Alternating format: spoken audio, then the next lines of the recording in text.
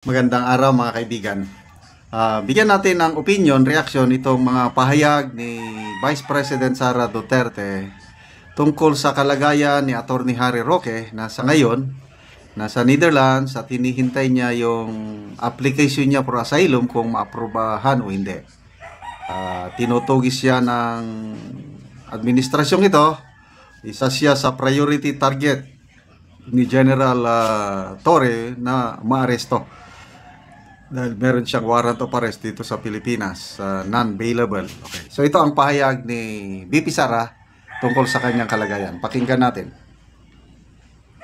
Kay Atty. Harry Roque dahil sa totoo lang, pakiramdam ko ay yung persecution sa kanya ay dahil sa pagpapakita niya ng suporta kay dating Pangulong Rodrigo Duterte and syempre sa tanggapan ng pangalawang Pangulo, no?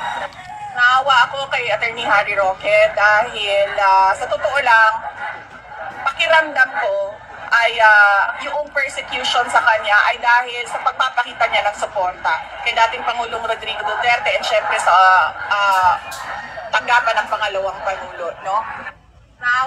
So,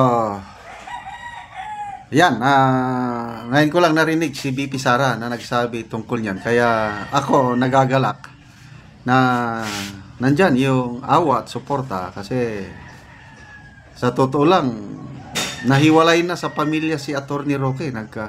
I don't know saan yung wife niya ngayon, nasaan yung mga anak niya. Hindi na normal yung pamilya niya. Nag-iisa siya ngayon sa The Hague, Netherlands. So bakit nagkaganyan? Yun na nga yung pahayag ni VP Sara nga. Persecution yan dahil grabe ang pinapakita niyang suporta kay PRRD, sa Office of the Vice President, at sa pinaglalaban ng mga Duterte. Okay. So, tignan mo yung sino bang mga malalapit kay PRRD. Of course, si Senator Bato de la Rosa, ayun, may banta na baka susunod daw siya na ipaaresto ng ICC. Kasama na rin si Senator Bongo. But mas maganda ang kalagayan ng dalawang senador na ito dahil nanalo silang senador. Number 1 and number 3. Ganda nun So hindi sila granting na mayroong warrant of arrest na i-issue ng ICC sa kanila. Hindi sila basta-basta gagalawin habang senador sila. Lalo na kung ang manalong Senate President kakampi nila. Ang nakikita kong magiging Senate President si Senator Chis Escudero. Parang meron ng alliance. Opinion ko lang ito Wala akong prueba. Kailang sa nakikita kong galawan nila, susuportahan ng Duterte Black si Senate President Escudero para mapanatili ang kanyang pwesto as Senate President. So, kung ganyan ang mangyari, pagdating ng warrant of arrest, dyan lang sila mag-stay. Bongo and Bato granting na may warrant of arrest. Hindi nila basta-basta gagalawin. Kung i-recognize, i-acknowledge ng administrasyong ito ang separation of powers. Kasi co-equal branch of government, executive and legislative. Kaya kahit co-equal branch, kung order is order, wala rin magawa.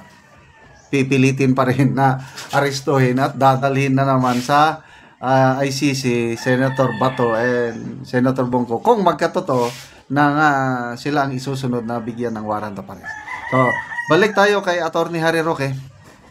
Sa ngayon, medyo ako personal naawa rin ako sa kanya, but medyo mas kalmantin ako ngayon dahil yun, nabigyan na siya ng national ID or registration card. Nagiging legal citizen na siya doon sa Netherlands habang hindi pa approve ang kanyang application na asylum. Tapos sana magiging totoo yung post ni Atty. Harry Roque na in 3 months from now magkakaroon na siya ng work permit at magtatrabaho sa isang international law firm at magtuturo sa isang university sa Netherlands. That's good news para may sariling trabaho na siya, may sustento na ang kanyang panirahan doon. Okay, so ito, paglabas ni Tatay Digong, nakakatuwang pakinggan yung sabi ni Congressman Pulong Duterte na ang unang hahanapin ni Tatay Digong paglabas niya ay si Attorney Harry Roque. So agree ako na kaya nila hinahabol si Attorney Roque dahil sa laki ng tulong niya sa Duterte family. Okay? So, punta tayo kay Tatay Digong. Nakakabahala yung sabi ni Congressman Pulong Duterte na parang pumayat na si Tatay Digong. So, kung pumayat, ibig sabihin, he's not doing well. Yung health concern niya sa habang nasa kulungan, hindi maganda dahil bakit pumapayat? Kaya nga, tuloy lang natin ang pagdarasal na sana hindi magtatagal, ma-approve na yung interim release. Nagsalita si VP Sara tungkol niyan at tinatanong siya kung kailan. Ang sagot lang din niya yung galing kay Attorney Kaufman na as soon as possible. Kailan yung as soon as possible? Dasal po ang kailangan natin na sana hindi naabutin yung September 23 ba yun o 25 ang kanyang hearing. Before September, nakalabas na siya, nandun na siya sa bansa na kumupkup sa kanya. Huwag po kayong maniwala, may mga post na nagsasabing nakalabas na siya, wala pa. Hintayin natin kung ang announcement galing kay Attorney Kaufman, ang galing kay Attorney Roque o kay VP Sara sa kanyang mga anak, kung sila ang nagpost na nakalabas na si Tatay Digong, totoo yun. Kaya lang kung iba ang nagpo-post, huwag muna kayong maniwala. Excited lang yan ng mga DDS na nagpo-post na sabi nakalabas na. Okay, salamat mga kaibigan sa inyong pagsubaybay sa ating channel. Nakakatulong kayo ng malaki sa tribong Talaantig ng Bukidnon dahil ang sweldo natin sa channel na ito is pantulong natin sa tribo. Sa ngayon, namimigay tayo ng libreng yero at pako para makapagpatayo itong tribong Talandig ng mas maayos na tirahan.